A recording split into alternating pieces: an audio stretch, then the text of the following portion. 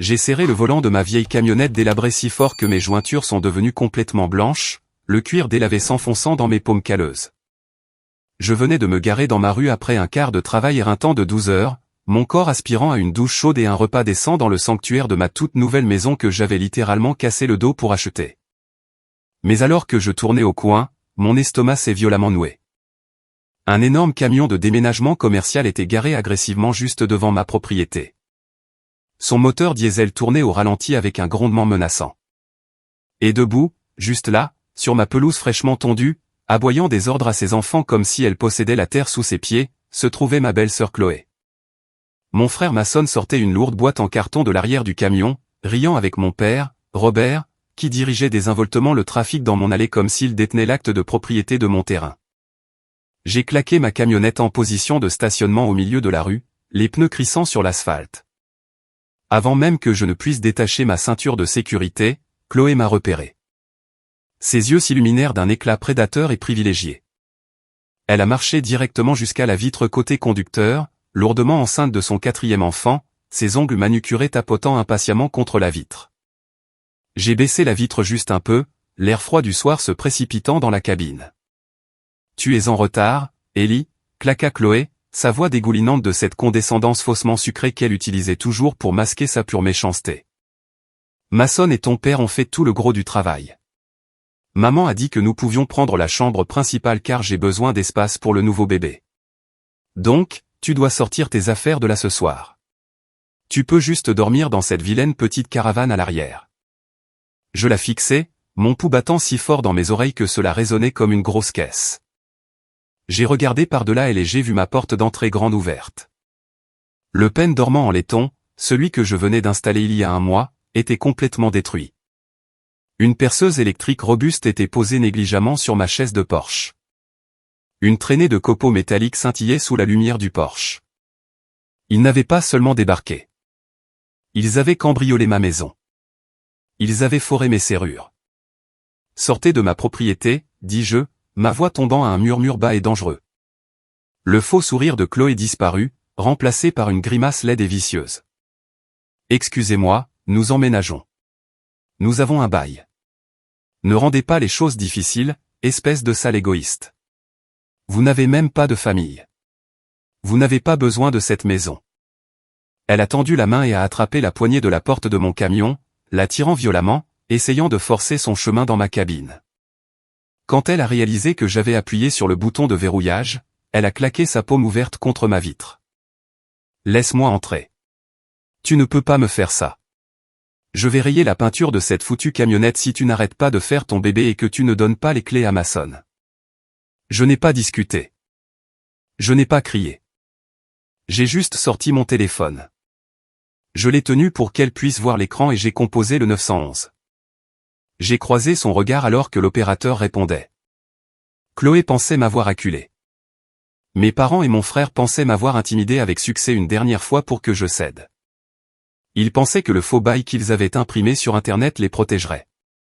Mais ils ne savaient pas que ma maison était équipée de caméras haute définition capturant chaque seconde de leur effraction criminelle. Ils n'avaient absolument aucune idée que dans quelques instants, leur pure arrogance allait leur exploser au visage de la manière la plus humiliante, publique et légalement dévastatrice imaginable. Avant de vous parler de la fin explosive où ils ont absolument tout perdu, dites-moi d'où vous regardez dans les commentaires. Je lis chacun d'eux, et cela m'aide à savoir que je ne suis pas seul à avoir affaire à des gens comme ça. Pour vraiment comprendre l'audace époustouflante de ce qui se passait dans mon allée ce soir-là, il faut comprendre les 20 ans d'enfer absolu qui y ont mené. Je ne me suis pas réveillé un matin en décidant de traiter ma famille comme des étrangers. Ils ont travaillé incroyablement dur jour après jour pour gagner mon dégoût absolu. Vous voyez, j'ai acheté cette maison avec mon propre argent. Je n'avais pas un héritage familial massif qui m'attendait dans un fonds fiduciaire. Je n'avais rien d'autre que mes propres mains. Un refus obstiné d'abandonner et une vie entière à être traité comme un citoyen de seconde zone dans ma propre maison. En grandissant, il y avait une règle claire et tacite dans notre foyer. Maçon comptait et Ellie non. Ce n'était pas une préférence subtile que les parents montrent parfois accidentellement. C'était un fait flagrant et indéniable de la survie quotidienne. Maçon était l'enfant chéri, l'élu, le fils qui ne pouvait littéralement rien faire de mal. S'il restait une seule part de pizza dans la boîte, elle allait à Mason, même si je n'avais pas mangé. S'il y avait de l'argent supplémentaire pour une sortie scolaire, Mason y allait et je restais à la maison pour tondre la pelouse. La disparité n'a fait que s'accentuer et devenir plus toxique lorsque nous avons atteint l'adolescence. Mes parents avaient activement créé un fonds universitaire pour Mason, versant des milliers de dollars sur un compte pour assurer son avenir afin qu'il n'ait pas à contracter de prêt. Quand j'ai posé des questions sur mon fonds universitaire pendant ma dernière année de lycée, mon père, Robert, n'a même pas levé les yeux de son ordinateur portable. Il a juste mentionné avec désinvolture que j'étais résilient et que je pouvais me débrouiller seul. Je me souviens d'être resté dans la cuisine, ressentant une sensation chaude et piquante derrière les yeux, réalisant que, dans leur esprit, mon avenir ne valait tout simplement pas la peine d'être investi. J'étais constamment puni pour les erreurs de Mason. S'il cassait une fenêtre en jouant au baseball dans le jardin, j'étais privé de sortie pendant 2 semaines pour ne pas l'avoir surveillé correctement. S'il ratait un examen de mathématiques, ma mère, Linda, me criait dessus pour ne pas l'avoir assez bien aidé, ignorant complètement le fait que Mason passait ses soirées à jouer à des jeux vidéo pendant que je travaillais à temps partiel à retourner des hamburgers juste pour acheter mes propres vêtements. Le point de rupture de mon enfance est arrivé lorsque j'ai finalement eu ma première vraie petite amie. J'avais 17 ans, incroyablement maladroit et enfin heureux. Mason, qui n'avait que 14 ans à l'époque, s'est donné pour mission vindicative personnelle de détruire cette relation. Il la draguait sans relâche chaque fois qu'elle venait, lui racontait des mensonges vicieux et fabriqués sur moi et m'humiliait intentionnellement devant elle. Finalement, le drame est devenu trop lourd pour elle et elle a rompu avec moi. J'étais dévasté.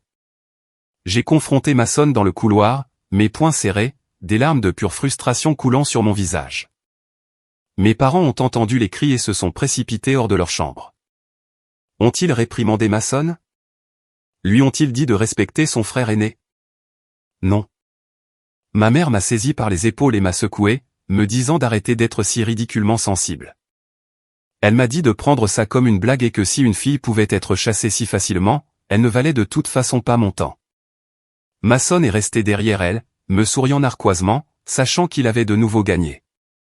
Le jour même de mes 18 ans, j'ai emballé mes maigres affaires dans 3 sacs poubelles. Je n'ai pas attendu de cérémonie de remise de diplôme. Je n'ai pas attendu de dîner d'adieu en larmes. J'ai juste franchi la porte d'entrée et n'ai jamais regardé en arrière. Je savais au plus profond de moi que si je restais sous ce toit, je passerais le reste de ma vie à vivre dans son ombre, servant de bouc émissaire familial. J'ai pris un contact limité. J'ai accepté tous les emplois pénibles au salaire minimum que j'ai pu trouver. J'ai fait mes études dans un collège communautaire local bon marché et j'ai construit une vie tranquille et modeste pour moi-même. J'ai loué un joli condo de 2 chambres avec un colocataire que j'ai rencontré en ligne.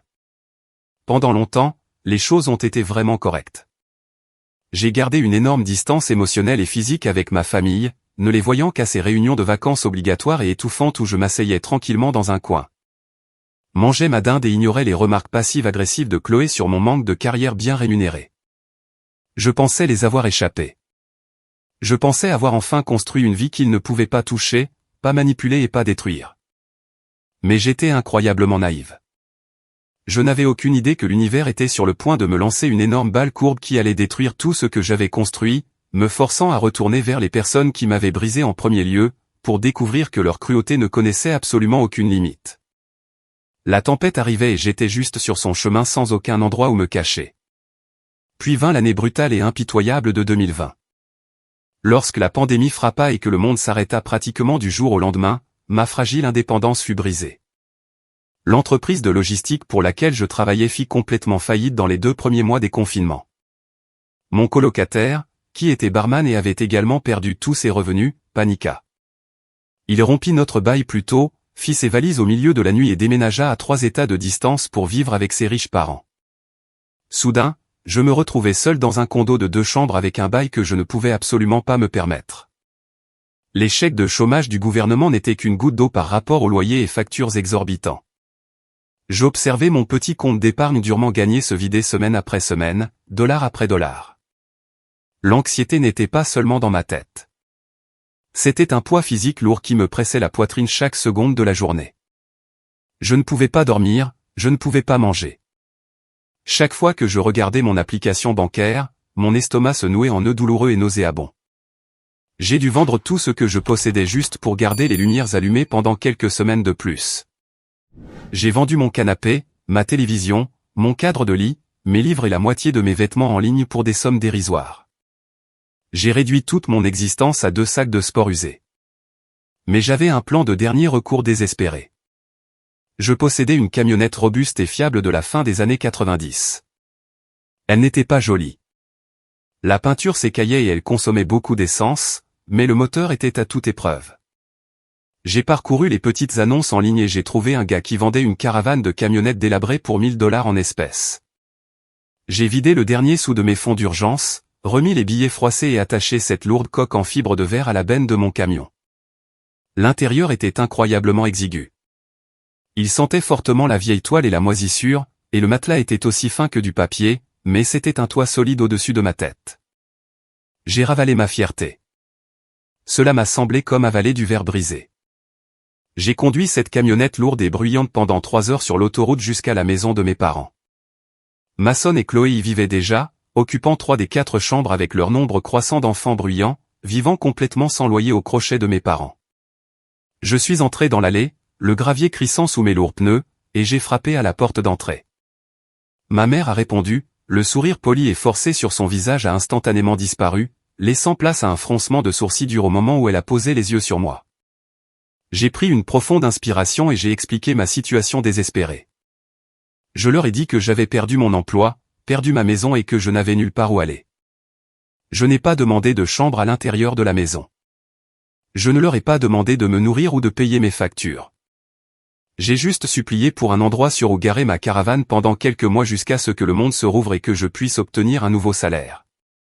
Je voulais juste me garer sur le petit morceau de gravier inutilisé et envahi par les mauvaises herbes à côté de leur garage détaché pour ne pas avoir à risquer de dormir dans des parkings de détail dangereux et non éclairés où je pourrais être volé ou pire. Mon père, Robert, s'est placé derrière ma mère. Il m'a regardé, ses yeux froids et analytiques, puis il a regardé par-dessus mon épaule la caravane laide et rouillée garée dans son allée impeccable et parfaitement entretenue. Il croisa lentement les bras sur sa poitrine. « Nous n'avons pas de place, Ellie, dit-il. » Sa voix était complètement plate, entièrement dépourvue de toute chaleur, d'empathie ou de sollicitude paternelle.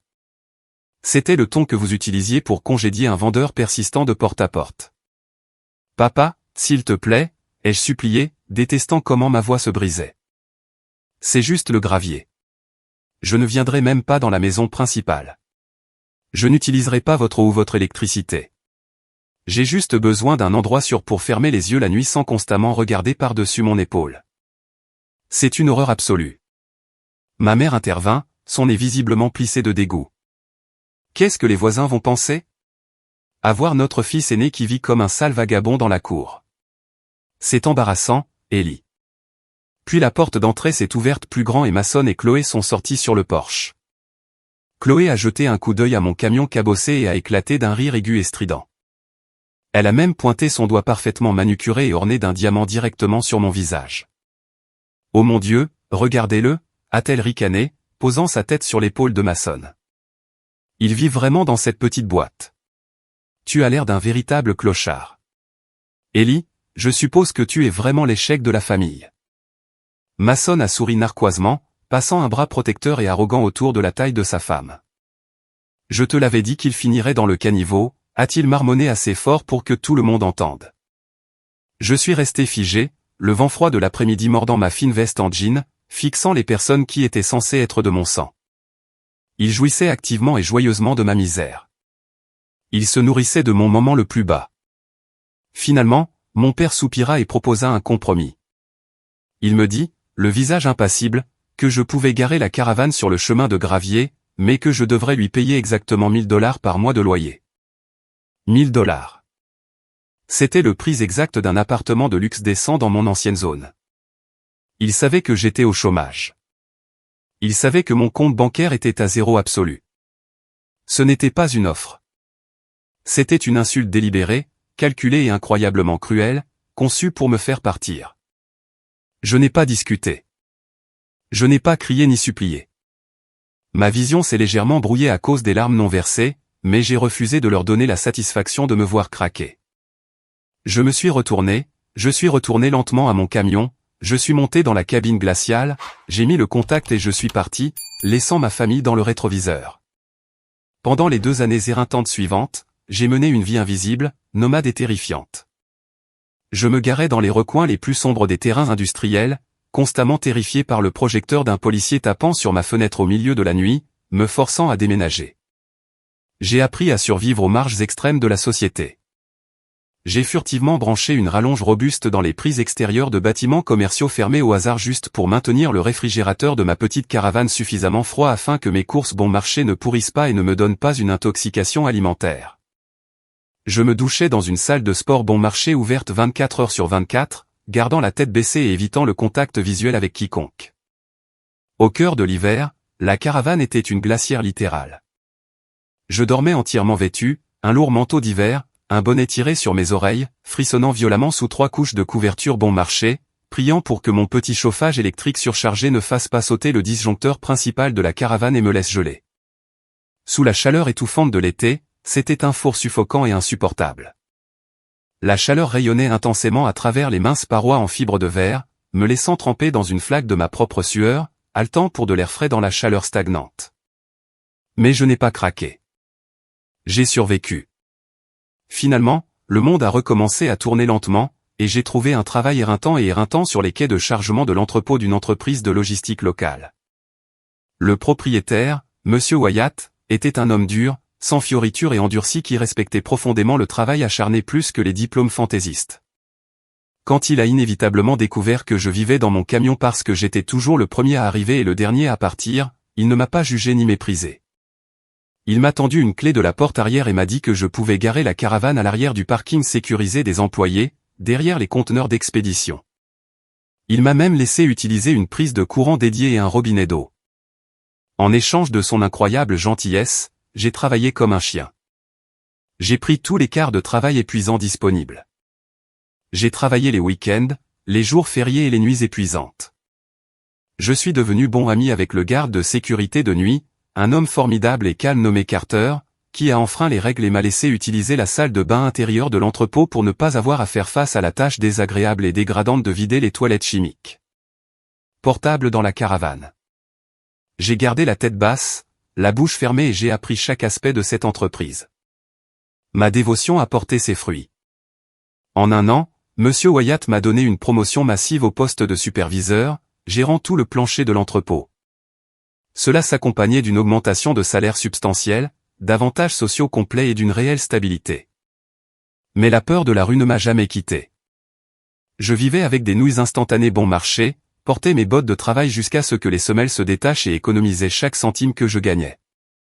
J'ai vu mon compte bancaire grandir lentement, régulièrement, les chiffres augmentant.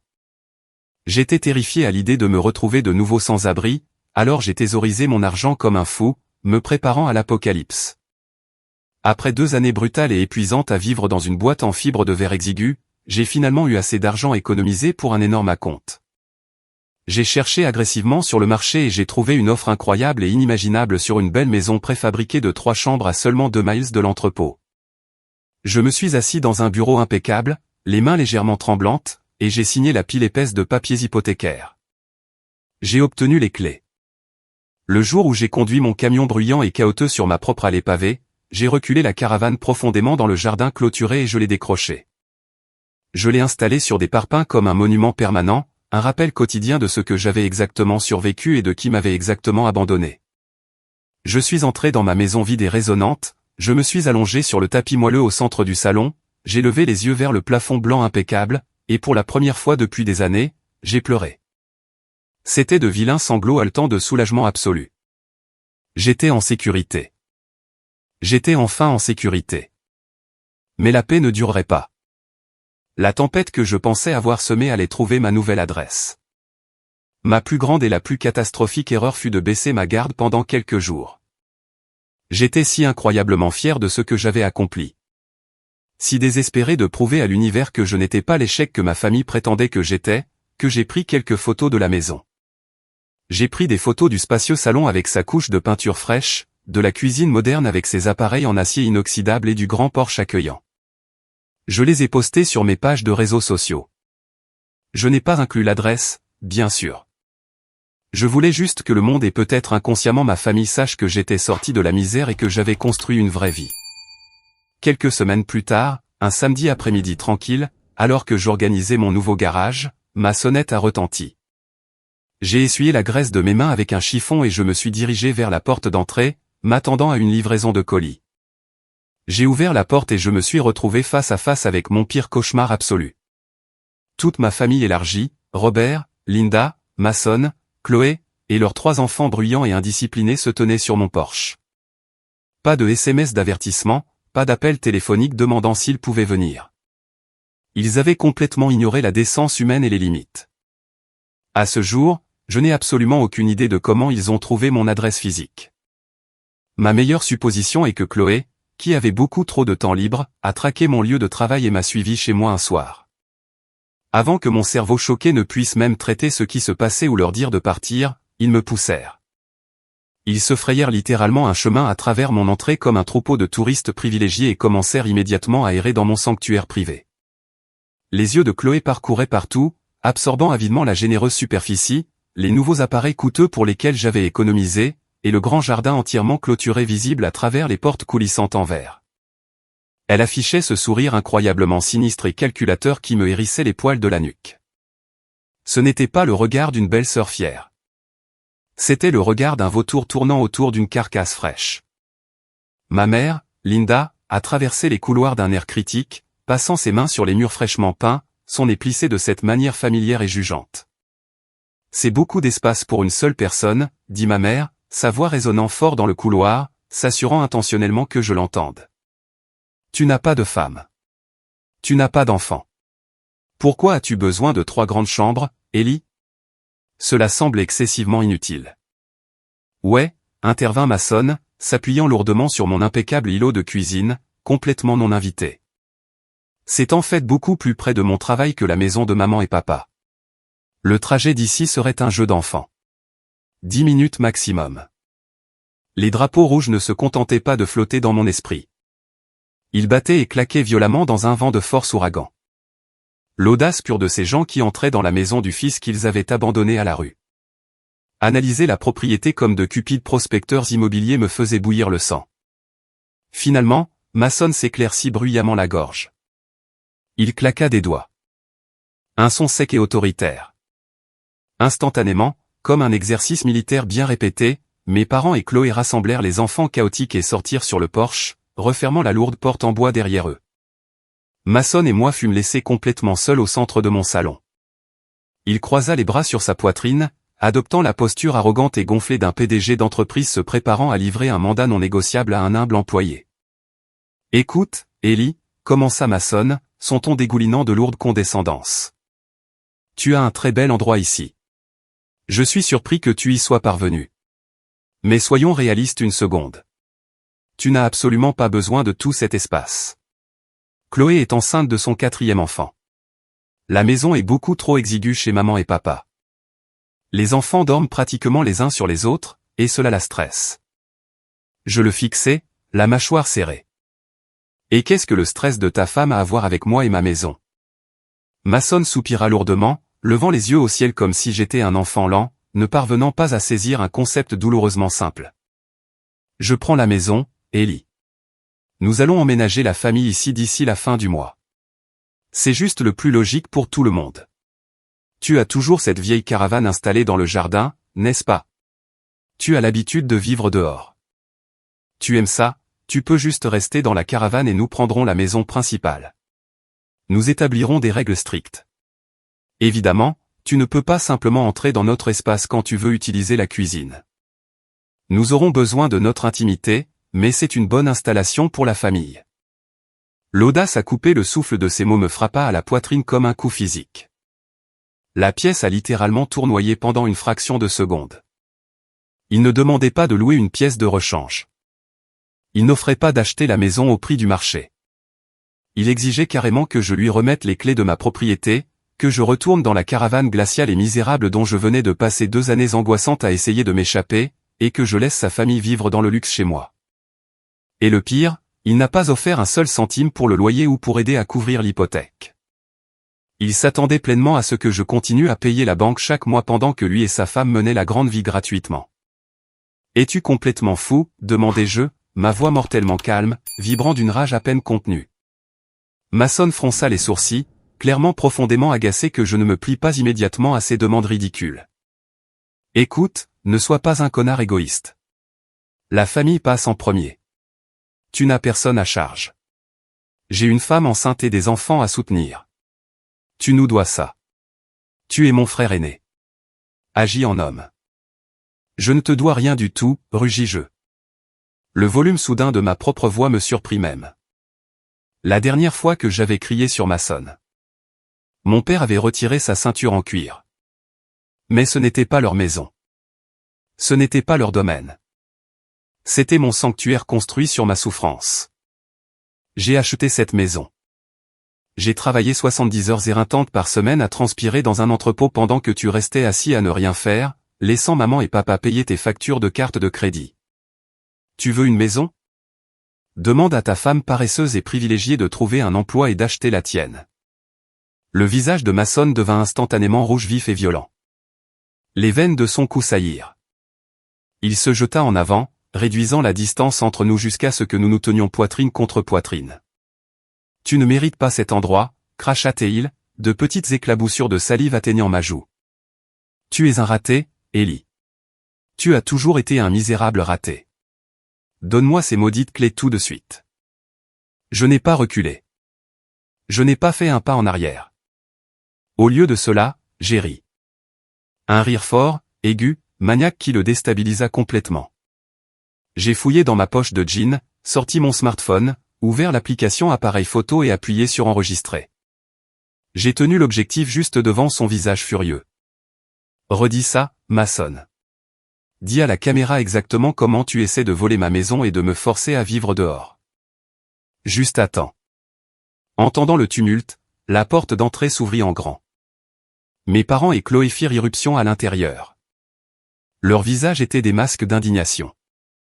Ils m'entourèrent immédiatement comme une meute de loups enragés. Ellie, arrête ce non-sens puéril tout de suite, hurla ma mère. Ses mains agrippaient agressivement mon bras, essayant de faire tomber le téléphone. Fais-le juste pour Mason. Il a besoin d'espace pour les bébés. Pourquoi es-tu toujours aussi difficile et têtu?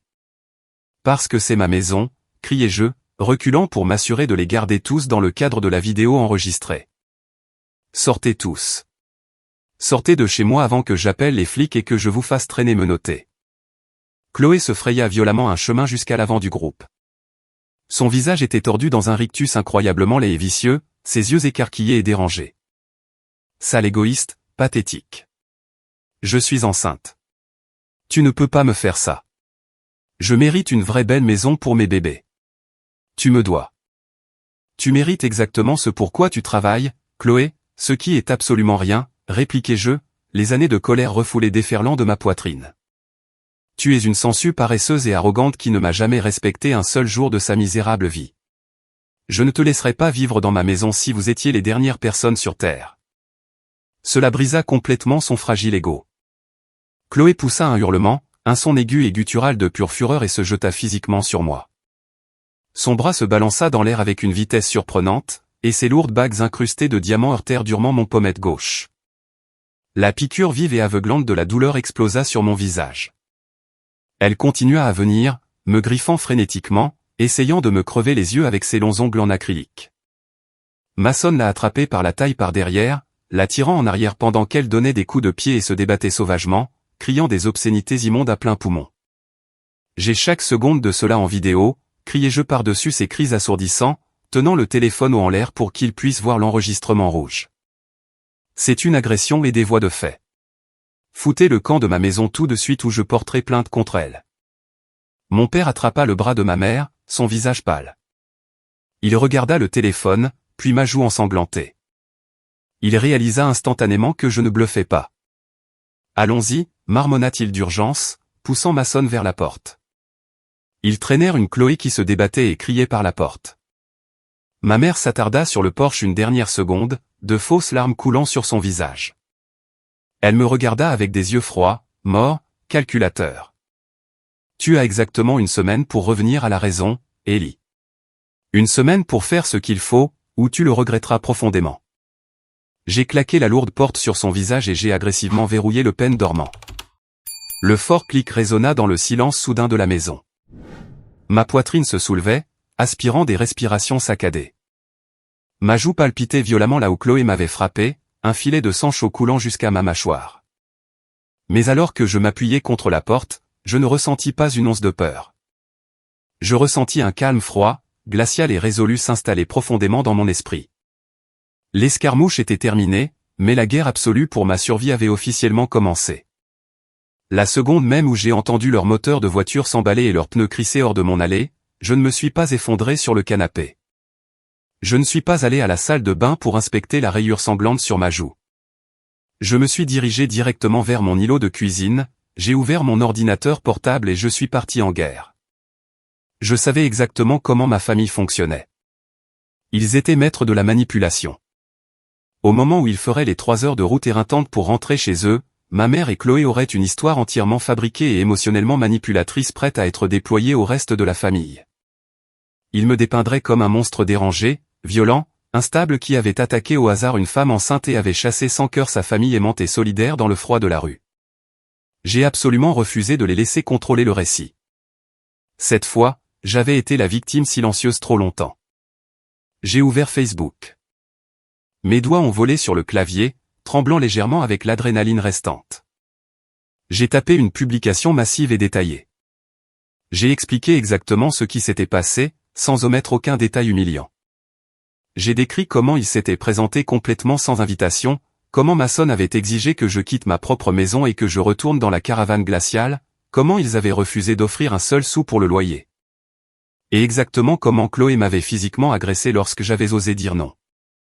Pour sceller le cercueil, j'ai pris une capture d'écran directement de la vidéo que j'avais enregistrée. Une image parfaitement claire, haute définition, avec un léger flou de mouvement de la main de Chloé à quelques centimètres de mon visage. Son expression déformée par une pure rage démoniaque. J'ai joint la photo, j'ai tagué chaque tante, oncle et cousin auxquels je pouvais penser dans le réseau familial élargi et j'ai appuyé sur « Publier ». Puis, immédiatement, j'ai mis mon profil en mode ultra privé. Les retombées furent instantanées et explosives. Mon téléphone a commencé à vibrer sur le comptoir de la cuisine comme un marteau-piqueur. Des notifications ont afflué par dizaines. Tantes, oncles et cousins plus âgés qui avaient tranquillement regardé mes parents favoriser Mason de manière flagrante pendant plus de 2 décennies, voyaient enfin la preuve photographique indéniable de leur toxicité extrême. Ma frappe préventive a parfaitement fonctionné. Au moment où mes parents et Mason ont essayé de tisser leur toile de mensonges désespérés ce soir-là, toute la famille élargie avait déjà vu la laide vérité. Le tribunal de l'opinion publique avait été convoqué, avait statué rapidement, et mes parents ont été déclarés massivement coupables. Mais tout le monde n'était pas immédiatement de mon côté. Les complices de ma mère, son petit groupe de singes volants, ont commencé à attaquer. Plus tard ce soir-là, j'ai reçu un appel téléphonique furieux et dérangé d'un numéro masqué. Une voix d'homme, épaisse d'une colère vertueuse mal placée, a hurlé dans mon oreille, me traitant de frère horrible et avide. Il a exigé que je m'écarte et que je fasse place à un véritable homme de famille comme Mason, affirmant que j'accumulais des richesses pendant que les enfants souffraient. Je n'ai pas discuté. Je n'ai pas défendu mon honneur ni expliqué mon traumatisme. J'ai simplement pris une profonde inspiration, dit « Vous avez le mauvais numéro ». J'ai raccroché et les bloqué. Je n'allais pas gaspiller une seule seconde à discuter avec des imbéciles qui refusaient de voir la vérité. Le reste de la semaine se déroula dans un état d'épuisante paranoïa de haute alerte. Chaque fois qu'une voiture passait devant ma maison un peu trop lentement, mes muscles se tendaient instantanément. Chaque fois qu'une ombre se déplaçait derrière les stores, mon rythme cardiaque montait en flèche. Je savais que l'ultimatum d'une semaine de ma mère n'était pas seulement une menace dramatique vide de sens. Ils allaient revenir. Ils étaient beaucoup trop privilégiés, trop arrogants et trop profondément habitués à briser complètement mes limites pour simplement abandonner après un seul échec. Ils croyaient honnêtement que la maison leur appartenait de droit divin. J'ai passé toute cette semaine à préparer physiquement et légalement ma forteresse. Je me suis rendu dans un magasin de quincaillerie robuste et j'ai acheté les chaînes de sécurité les plus épaisses et les plus solides qu'ils vendaient pour les portes avant et arrière. J'ai dépensé une petite fortune pour un système de sécurité haute définition à 4 caméras haut de gamme, comprenant une caméra de sonnette intelligente qui enregistrait un son et une vidéo d'une clarté cristalline directement sur un serveur cloud sécurisé desquels détectait un mouvement. J'ai passé mes soirées sur une échelle, perçant des supports directement dans le revêtement de ma maison, faisant passer des fils par le grenier et testant méticuleusement les angles de caméra sur mon téléphone. Je me suis absolument assuré qu'il n'y avait aucun angle mort dans l'allée, sur le porche avant ou dans le jardin profond où se trouvait la caravane. Je transformais ma maison en un bunker impénétrable. Exactement 7 jours plus tard, comme prévu, la nouvelle sonnette retentit fort dans ma maison. Je ne me suis pas dirigé vers la fenêtre. J'ai simplement sorti mon smartphone et vérifié le flux vidéo en direct de la caméra. Sur mon porche se trouvaient ma mère, mon père et Mason. Mason avait l'air incroyablement impatient, déplaçant son poids agressivement d'un pied à l'autre. Ses mains enfoncées profondément dans les poches de sa veste. Mon père avait l'air furieux, la mâchoire serrée. Ma mère, cependant, donnait un cours magistral de manipulation. Elle tenait un petit récipient en plastique Tupperware de pâtisserie, essayant d'avoir l'air domestique, douce et entièrement inoffensive. Je me suis dirigé tranquillement vers la porte d'entrée. Je n'ai pas déverrouillé le lourd pen dormant en laiton. Je me suis simplement penché près du bois et j'ai parlé assez fort pour qu'ils m'entendent, « Partez ». Instantanément, la façade s'est effondrée. Ils ont commencé à frapper à la porte. Des poings lourds et agressifs frappant la fibre de verre, secouant la porte dans son cadre. « Ellie, ouvre cette porte tout de suite », hurla mon père.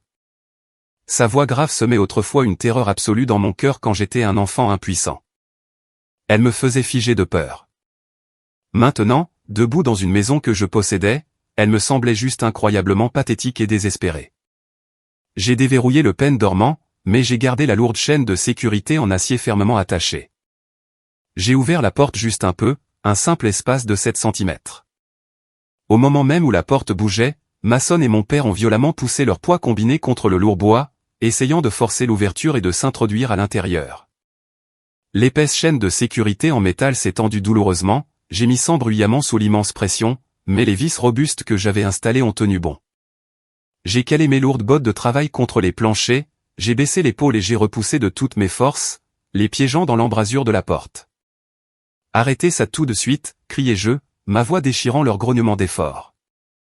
Regardez. J'ai des caméras qui enregistrent chaque seconde de cela.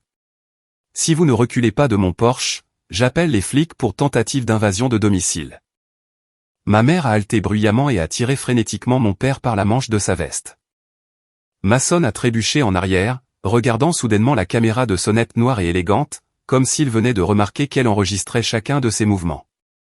Voyant que la force physique avait échoué, ma mère changea instantanément de tactique. La colère agressive disparut entièrement, remplacée par une voix écœurante de douceur, tremblante et larmoyante. Elle fit des larmes de crocodile, sa lèvre inférieure tremblant littéralement. « Ellie, chérie, s'il te plaît », pleura-t-elle doucement. « Es-tu prêt à laisser Mason emménager ? Nous t'avons apporté quelques-uns de tes biscuits préférés. Asseyons-nous et parlons-en comme une vraie famille. Tu sais qu'il a plus besoin de la maison que toi. Sois raisonnable, mon chéri. » Je la regardais à travers la fente étroite de la porte. Je regardais profondément dans les yeux de la femme qui m'avait vu partir dans une caravane glaciale à $1000, complètement sans abri et terrifiée, et qui n'avait absolument rien fait pour m'aider quand j'en avais le plus besoin. « Tu es une mère terrible et toxique », dis-je. Ma voix était glaciale et incroyablement stable. « Et c'est un frère terrible et égoïste. Je ne l'aime pas. Je ne t'aime pas. Tu m'as traité comme de la merde toute ma vie pendant que tu l'adorais.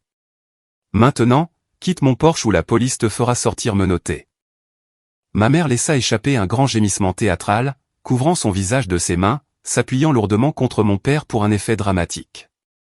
Mon père me lança un regard narquois. Un regard de dégoût pur et inaltérable déformant ses traits. « Tu le regretteras, mon garçon », cracha-t-il, pointant un doigt tremblant vers la fente de la porte. « Tu es mort pour nous. » Ils se retournèrent et se dirigèrent rapidement vers leur voiture. J'ai verrouillé le pen dormant et je les ai regardés partir sur le flux de la caméra en direct, mon cœur battant dans ma poitrine. Mais en regardant leurs feux arrière disparaître dans la rue, une froide appréhension m'envahit. C'était bien trop facile. Ils avaient abandonné bien trop vite. Mon estomac se tordit d'une intuition profonde et troublante. Ce n'était pas une victoire. Ce n'était pas la fin de la guerre. Ce n'était qu'une retraite tactique. Ils préparaient quelque chose de bien pire. Ils pensaient que je jouais à un jeu puéril, et ils étaient absolument déterminés à gagner à tout prix. Je ne savais pas exactement quel serait leur prochain coup. Mais en vérifiant les serrures de mes fenêtres, je savais que je devais être prêt pour un cauchemar absolu. Je suis rentré de l'entrepôt ce vendredi soir avec un nœud lourd et étrange dans l'estomac. Mon quart de travail avait été long. Mes bottes me semblaient remplies de plomb. Et tout ce que je voulais, c'était m'asseoir sur mon nouveau canapé et fixer un écran de télévision vide. J'ai tourné le coin de ma rue tranquille de banlieue, les phares de mon vieux camion perçant la lumière du soir déclinante. Et c'était là. Un énorme camion de déménagement commercial jaune était garé à l'équerre dans mon allée. Ses pneus écrasant le bord de mes parterres de fleurs fraîchement plantées. À côté, il y avait la mini-fourgonnette argentée de Mason. Mon cœur a claqué contre mes côtes si fort que ça me faisait physiquement mal. J'ai freiné brusquement, lançant mon camion en position de stationnement en plein milieu de la rue. Je n'ai même pas pris la peine de couper le contact. J'ai sauté de la cabine et j'ai sprinté vers ma maison. Mason et ses enfants transportaient de lourdes boîtes en carton sur les marches de mon Porsche. Chloé se tenait près de la porte d'entrée, aboyant des ordres, tenant un presse-papier comme si elle gérait un chantier de construction. Et, rugis-je, ma voix déchirant le quartier calme. Mason se figea, laissant tomber une boîte de fournitures de cuisine sur le béton. Chloé tourna la tête. Quand elle me vit, elle n'eut pas l'air effrayée ni embarrassée. Elle sourit même. C'était un sourire narquois terrifiant et victorieux. Ellie, lança-t-elle, agitant la main de manière désinvolte. Tu es rentré tôt. Nous sommes juste en train de déménager le gros mobilier dans la chambre principale. Maman a dit que nous pouvions prendre la maison, alors tu dois sortir tes affaires des placards ce soir. Tu peux juste dormir dans cette vilaine petite caravane à l'arrière. Mason t'aidera à transporter tes vêtements là-bas. Je ne l'ai pas regardé. J'ai regardé par-dessus son épaule. Ma porte d'entrée, la porte en chêne massif que je venais de polir 2 jours plus tôt, était grande ouverte. Le nouveau pêne dormant en laiton brillant que j'avais installé était complètement détruit. Une perceuse électrique robuste était posée négligemment sur ma chaise de Porsche. Une traînée de copeaux métalliques tordus était éparpillée sur le paillasson. Ils n'avaient pas seulement débarqué. Ils avaient littéralement cambriolé ma maison. Ils avaient foré mes serrures comme des criminels ordinaires. Sortez de ma propriété, dis-je. Ma voix n'était plus un cri. C'était un murmure bas et dangereux qui vibrait d'une rage pure.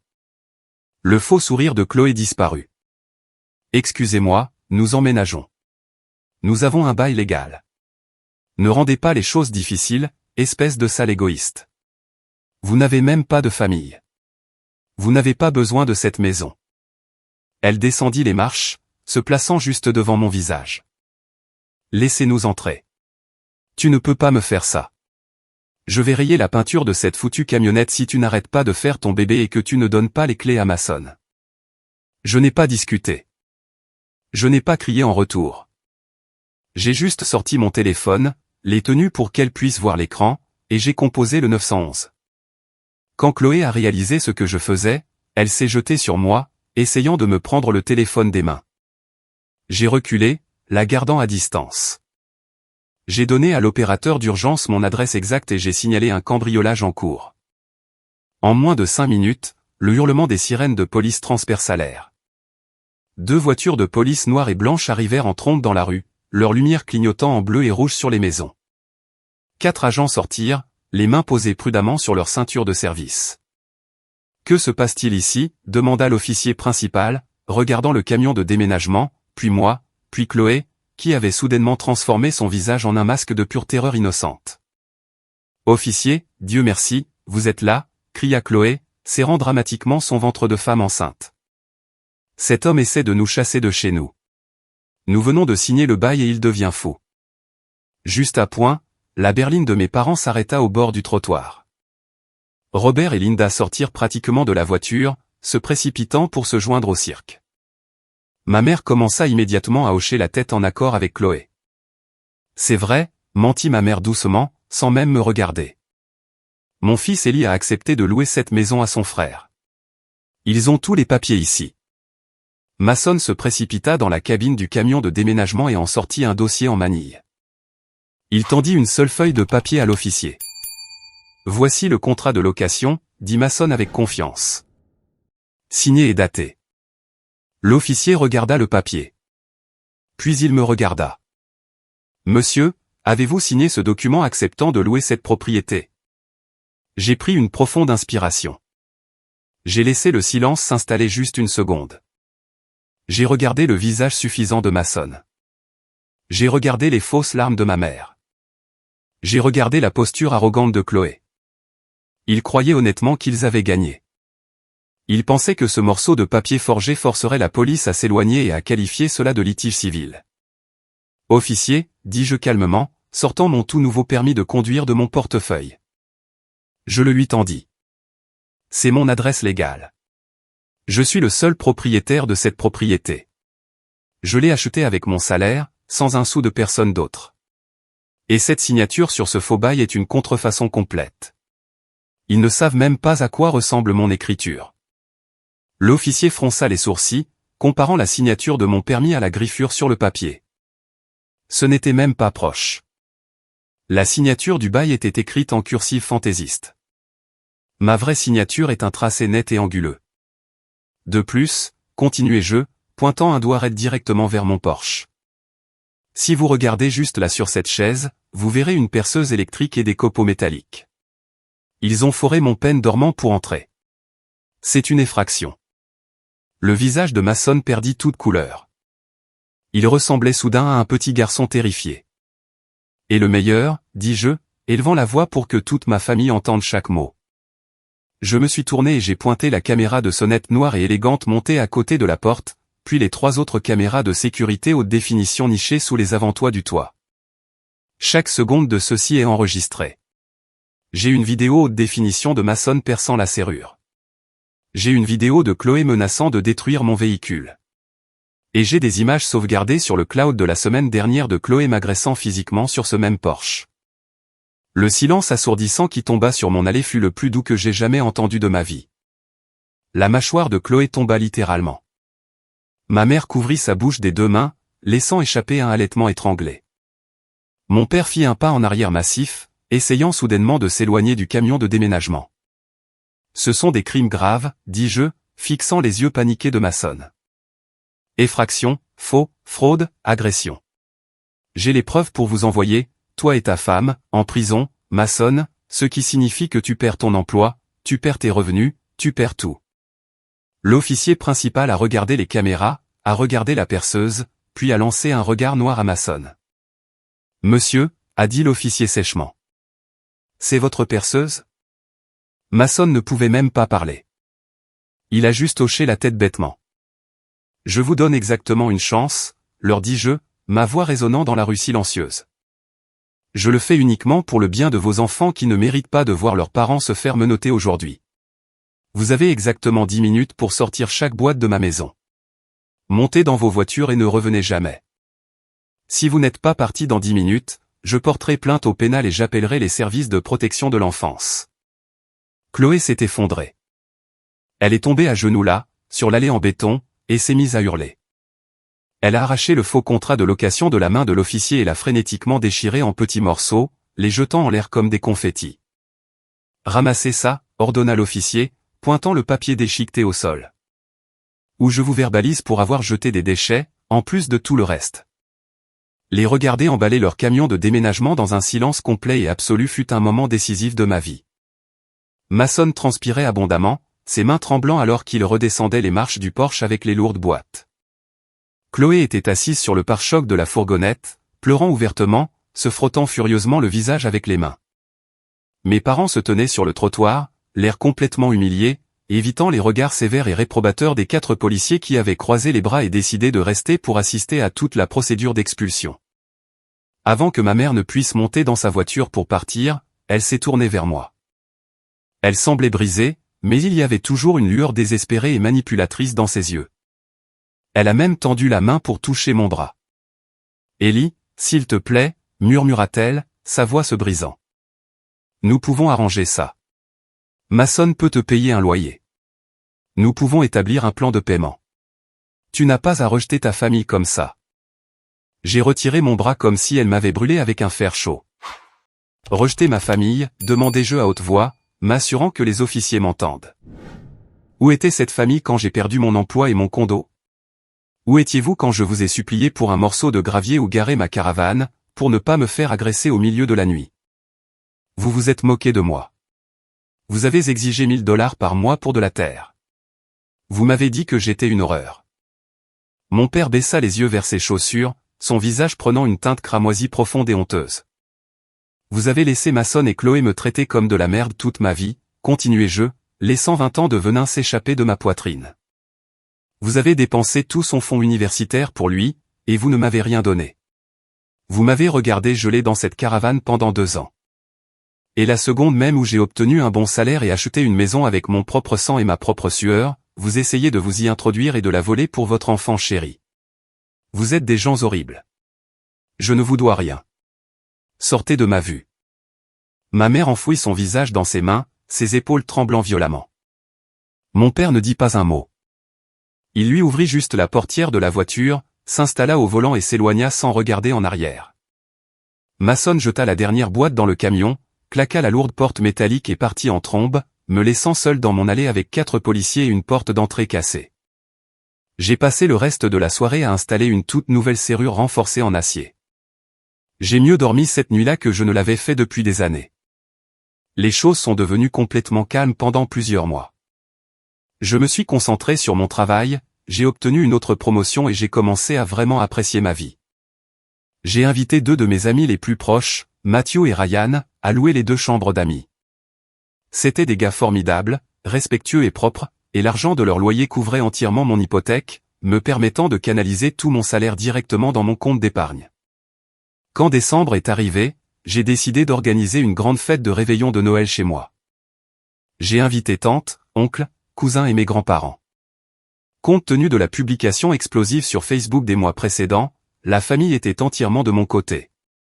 Près de 40 personnes se sont présentées. La maison sentait la dinde rôtie, le pain frais et la cannelle. Nous jouions de la musique, rions, et pour la première fois de ma vie d'adulte, j'ai eu l'impression d'appartenir réellement à une famille. Environ 2 heures après le début de la fête, la porte d'entrée s'ouvrit. La musique s'arrêta. Les rires moururent instantanément dans le salon bondé. Debout dans l'entrée, brossant la neige de leurs manteaux et tenant de modestes cadeaux emballés à la hâte, se trouvaient mes parents, Mason et Chloé. Ils essayèrent d'afficher de faux sourires joyeux, faisant comme si le cambriolage criminel de l'été n'avait tout simplement jamais eu lieu. Ils pensaient réellement pouvoir simplement s'inviter à ma fête, me donner un cadeau bon marché et se frayer un chemin dans ma vie par pure obstination. Avant même que je ne puisse faire un pas en avant, oncle David, le frère aîné de ma mère, se leva de son fauteuil. C'est un homme grand et intimidant avec une voix retentissante. « Au nom de Dieu, que faites-vous ici ?» demanda oncle David, pointant un doigt épais directement sur ma mère. Ma mère a tressailli. « David, s'il te plaît. C'est Noël. Nous voulons juste voir Ellie. Nous avons apporté des cadeaux. Vous ne méritez pas d'être dans cette maison, hurla oncle David. Toute la pièce devint silencieuse. Après le coup que vous avez monté, essayant de voler la maison de ce garçon pour votre fils gâté. Vous devriez avoir honte de montrer votre visage en public, Linda. Mes grands-parents, qui étaient assis sur le canapé, se levèrent lentement. Mon grand-père, un homme de très peu de mots, regarda mon père avec un niveau de déception profonde et absolue que je n'avais jamais vu auparavant. Tu as échoué en tant que père, Robert, dit calmement mon grand-père. Tu as couvé Mason jusqu'à ce qu'il devienne un voleur et tu as abandonné Ellie. Nous n'avons jamais eu autant honte de toi. Sortez de sa maison. Chloé est immédiatement revenue à son réglage par défaut. La victimisation. Elle laissa tomber son cadeau bon marché par terre, s'affala dramatiquement contre le mur et se mit à sangloter bruyamment. Ce n'est pas juste, gémit-elle en serrant sa poitrine. J'ai 4 bébés. Nous vivons dans une minuscule chambre.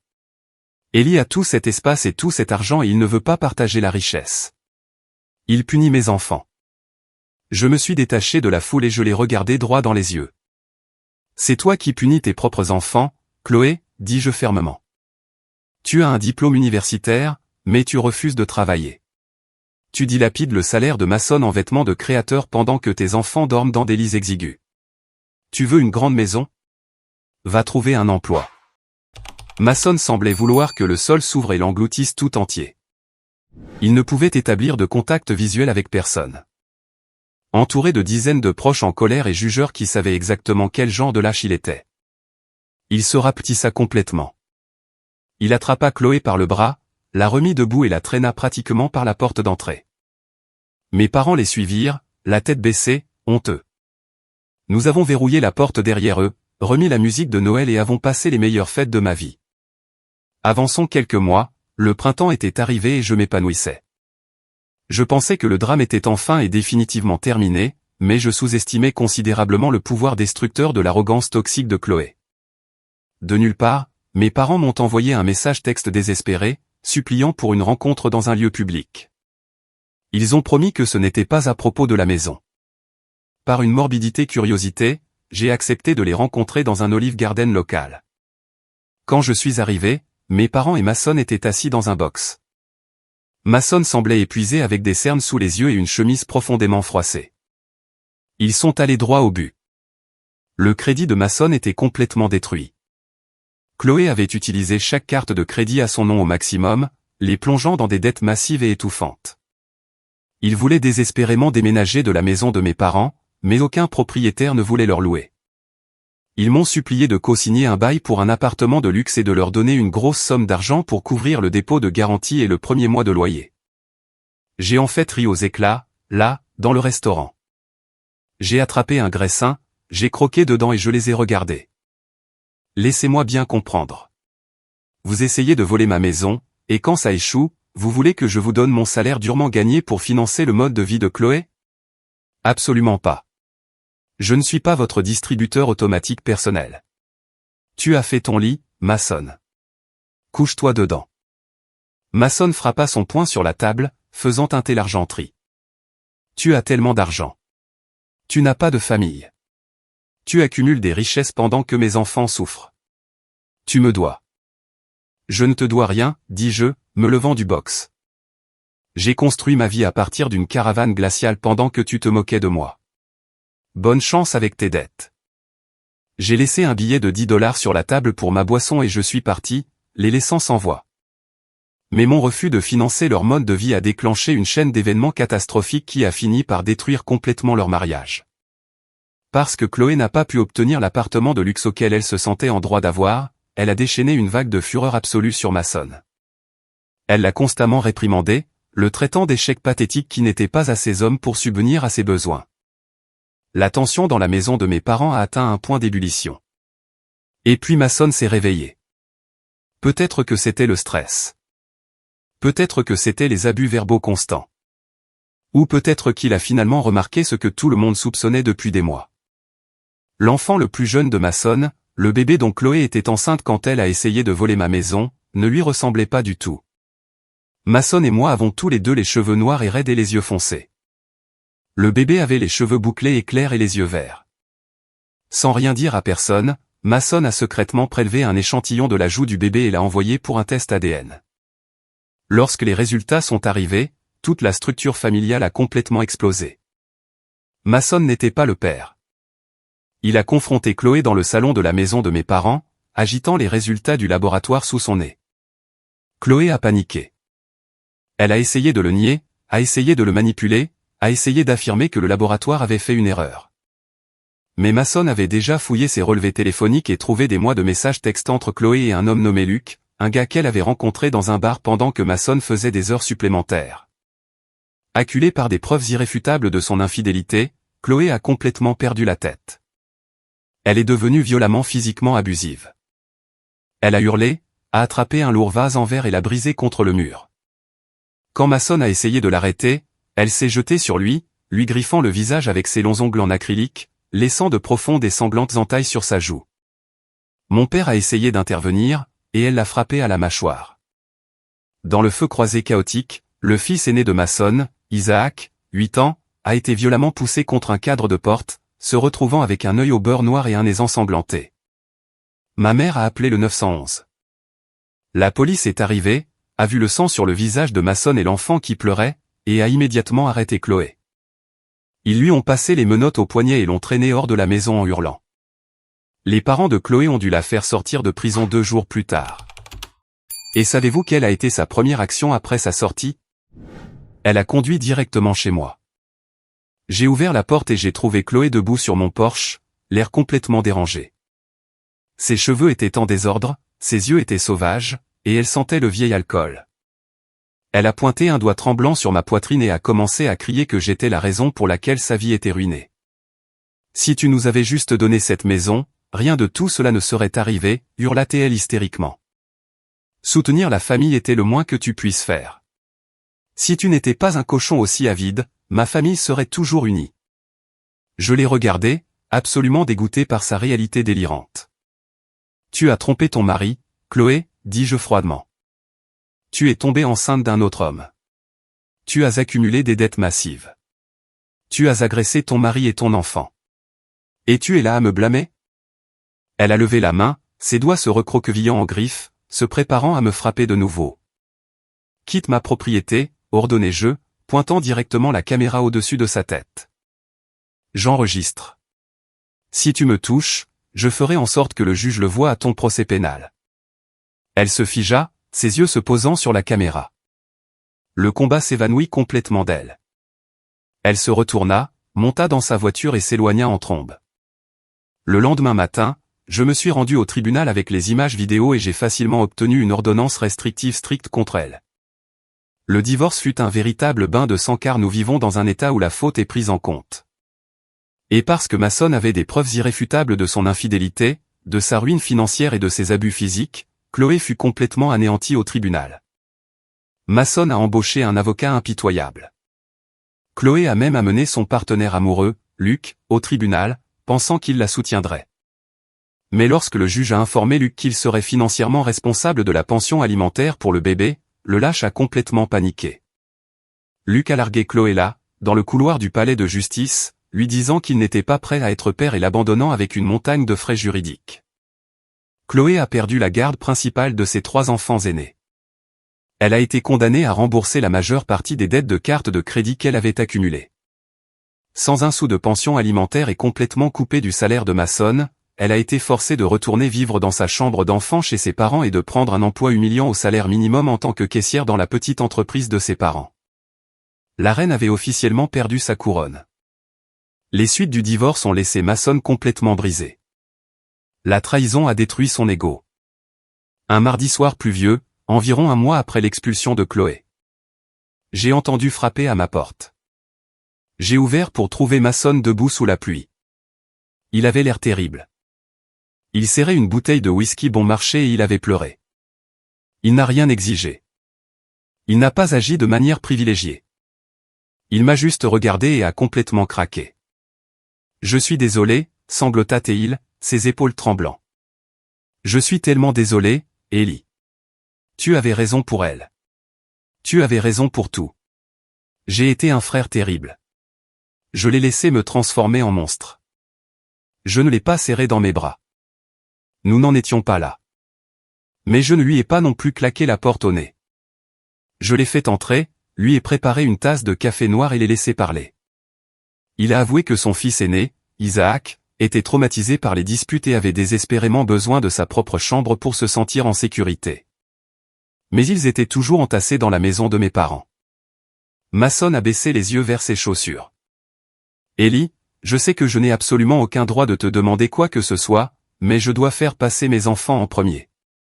Pourrais-je emprunter la caravane? Je veux la remorquer jusqu'au jardin de maman et papa et y vivre. Je veux donner à Isaac ma chambre dans la maison pour qu'il ait son propre espace. Je paierai tous les dégâts. Je le promets. L'ironie amère de la situation me frappa comme un train de marchandises. Le frère qui s'était moqué de moi parce que je vivais dans une caravane, qui m'avait traité de clochard, était maintenant assis à ma table de cuisine, suppliant de vivre dans cette même boîte en fibre de verre parce que sa vie s'était complètement effondrée. Je l'ai regardé longtemps. J'ai pensé aux nuits glaciales que j'avais passées dans cette caravane. J'ai pensé aux étés torrides. Et puis j'ai pensé à Isaac, 8 ans, qui ne méritait rien de tout ce chaos. Je t'aiderai à l'atteler demain, dis-je calmement. Quelques jours plus tard, j'ai conduit mon camion jusqu'à la maison de mes parents et j'ai reculé la caravane dans leur cour. Mon père y a installé un disjoncteur dédié. Mason a déménagé ses vêtements dans la caravane et le petit Isaac a finalement eu sa propre chambre. Le choc de toute cette épreuve sembla enfin réveiller mes parents de leur délire de plusieurs décennies. L'humiliation publique du divorce combinée à la brutale réalité de la famille élargie brisa leur bulle narcissique. Ils commencèrent à fréquenter une église locale. Ils s'inscrivirent à une thérapie familiale intensive. Quelques mois plus tard, ils vinrent chez moi, s'assirent sur mon canapé et me firent des excuses sincères et larmoyantes pour la façon dont ils m'avaient traité toute ma vie. Ils admirent qu'ils m'avaient fait défaut. Ils admirent qu'ils avaient créé le monstre que Mason était devenu. Je leur ai dit que le pardon prenait du temps et que les mots ne signifiaient rien sans les actions. Mais pour la première fois de ma vie, j'ai senti que la lourde chaîne suffocante qui me liait à mon traumatisme d'enfance avait enfin été coupée. J'ai trouvé un nouveau rythme de vie sans l'influence toxique de Chloé qui empoisonnait la dynamique familiale. Les enfants de Mason sont devenus des personnes totalement différentes. Ils se sont réchauffés à mon égard. J'ai commencé à assister à leurs pièces de théâtre scolaire et à leurs matchs de football. J'ai enfin eu la joie d'être simplement un bon oncle. Il y a eu un dernier incident mesquin. Tôt le matin d'Halloween, je me suis réveillé pour trouver mon vieux camion complètement couvert de cassés. J'ai vérifié mes caméras de sécurité et j'ai vu une silhouette vêtue d'un lourd survêtement, d'un sweat à capuche serrée et de lunettes de soleil géantes sprintant hors de mon allée à 3 heures du matin. C'était incroyablement évident que c'était Chloé, venant de la maison de ses parents juste pour faire une petite crise de colère. Je n'ai pas appelé la police. Je n'ai pas déposé de plainte. J'ai juste pris un seau d'eau savonneuse, je suis sorti au soleil du matin et j'ai lavé mon camion. J'ai même souri en frottant les jaunes d'œufs du pare-brise. Parce que, en levant les yeux vers ma belle maison de 3 chambres et en sentant le soleil chaud sur mon visage, j'ai réalisé quelque chose d'incroyablement profond. Chloé était assise dans une petite chambre d'enfant, noyée de dettes, travaillant à un salaire minimum, et se faufilant au milieu de la nuit pour jeter des œufs sur un camion. Elle n'avait rien. J'avais ma maison. J'avais ma paix. J'avais mon avenir. J'avais traversé les nuits les plus sombres et les plus froides de ma vie. Et j'avais construit une forteresse inébranlable de mes propres mains. Ils ont essayé de me briser. Ils ont essayé de prendre tout ce que j'avais gagné. Mais au final, la vérité les a traînés à la lumière, et c'est moi qui suis resté debout. Merci d'être resté et d'avoir écouté mon histoire. Ce ne fut pas un voyage facile à raconter, mais je crois sincèrement que partager nos moments les plus sombres est la façon dont nous trouvons notre force. J'espère que cela a résonné en vous d'une manière ou d'une autre et que cela vous donne peut-être le courage de vous opposer aux personnes toxiques de votre propre vie. Vous êtes-vous déjà retrouvé dans une situation similaire, confronté à un membre de votre famille qui se sent privilégié? Racontez-le-moi ci-dessous.